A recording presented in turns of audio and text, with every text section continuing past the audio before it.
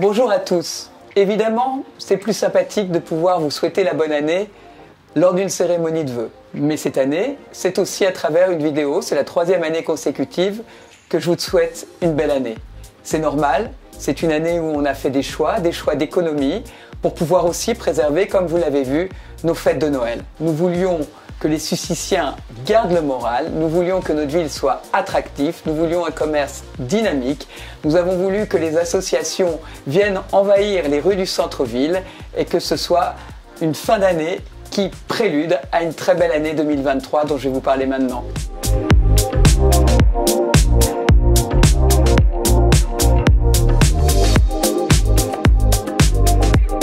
Le centre-ville avance.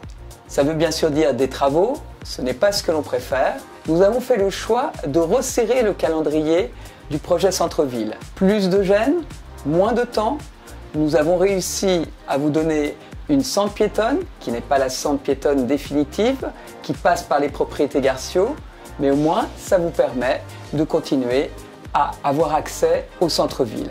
Vous allez retrouver dès cette année le marché, l'immeuble à la place de l'ancienne poste se construit et l'îlot qui formait la pointe du marché va être démoli. Il n'y a pas qu'en centre-ville que vous voyez les choses évoluer. Dans le quartier de la Fosse Rouge, au premier trimestre, vous verrez commencer le chantier des écoles du quartier. Nous allons pouvoir le suivre avec la communauté enseignante, les parents, les élèves. C'est toujours intéressant, un chantier comme celui-ci. Nous devons aussi donner des réponses sur le Citystade, qui malheureusement disparaît du fait de l'implantation de l'école, mais nous trouverons des solutions qui conviennent aux jeunes. Les habitants des Noyers souhaitent des évolutions dans leur quartier. Il y en a déjà qui sont en route, ils savent qu'il y aura des habitations, mais ils souhaitent aussi des équipements et surtout des commerces. J'aurai bien sûr l'occasion d'aller à leur rencontre et de leur confirmer cela. Du côté des Bruyères, à l'été, vous verrez se construire, à la place de l'actuelle salle de danse, non seulement une belle salle de danse, mais des locaux qui permettront à la vie des Bruyères, à la vie associative et scolaire des Bruyères, de se développer. Pour la gare, je connais votre impatience. Tout le monde s'interroge pour savoir pourquoi on ne va pas aussi vite qu'au centre-ville. Eh bien, nous dépendons de la région d'Île-de-France Mobilité. Mais ça y est, nous avons un vote et nous avons un budget pour cette place. Nous ferons certainement plaisir à tous les habitants en transformant la place de la gare comme nous avons transformé le centre-ville. Et nous pensons bien sûr aux riverains et aux commerçants qui vont avoir au travers de ce projet un vrai dynamisme.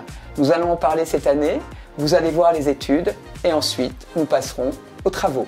Nous observons que le choix du vélo est un choix de plus en plus large. Bien sûr, nous avons déjà amélioré les pistes cyclables, mais nous devons continuer avec des axes importants comme l'avenue Charles de Gaulle. Nous allons y faire des travaux et nous allons proposer à tous les publics, ceux qui vont travailler, ceux qui font du vélo loisir, ceux qui sont en famille, de s'y sentir pleinement en sécurité. Vous le voyez, nos zones d'activité se développent. En 2023, il n'y aura jamais eu autant d'entreprises qui vont s'installer. Leurs salariés ont envie bien sûr de trouver un lieu de restauration qui convient. Nous l'avons avec Mamie Cocotte qui va être inauguré à la fin du mois de janvier. Il accueillera non seulement ceux qui travaillent dans nos zones, mais il accueillera tous les publics et toute la population. Je vous donne rendez-vous pour découvrir un lieu qui est beau, qui est bon et qui participe à l'économie sociale et solidaire. Côté santé, vous avez vu cette année que nos efforts ont payé. Un centre de fertilité a ouvert au Clos de Passy. Nous avons aussi conforté la présence des médecins cours de l'ARCEP en achetant leurs locaux. Ce sont en plus des locaux historiques. Et nous allons continuer en 2023 à nous battre pour de nouvelles implantations. Et je pense que nous vous donnerons des nouvelles positives à la fin de cette année. Le département du Val-de-Marne va réaliser des travaux de 2,5 millions pour prendre sa part sur les sujets des inondations. Il va améliorer l'assainissement du quartier du Grand Val. Nous avons la métropole qui va venir nous présenter son étude sur le comportement du Morбrat. Ensuite, il faudra que nous nous mettions d'accord avec ces différentes collectivités pour savoir qui prend en charge les travaux et dans quel délai les choses pourront se faire.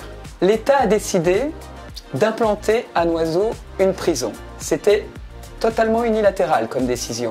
Tous les élus ont manifesté et dit leur désaccord. Pour autant, l'État va vous consulter et continue ce projet. Je vous encourage à répondre à la consultation et je vous rappelle notre position. Nous ne voulons pas que ces espaces naturels protégés soient sacrifiés et nous ne voyons pas comment une prison aura les dessertes nécessaires. J'ai choisi de vous présenter mes vœux depuis les serres qui, devant le château, ont rendu nos fêtes féeriques.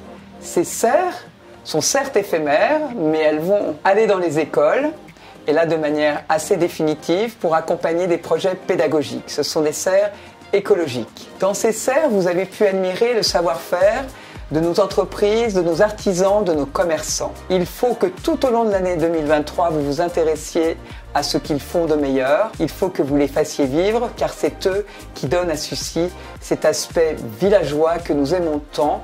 Nous nous sentons comme dans un cocon. Continuons à marquer tous les points en 2023 qui font que nous sommes fiers de la ville de Sucy et que c'est une ville attractive, reconnue par les villes voisines. Bonne année 2023.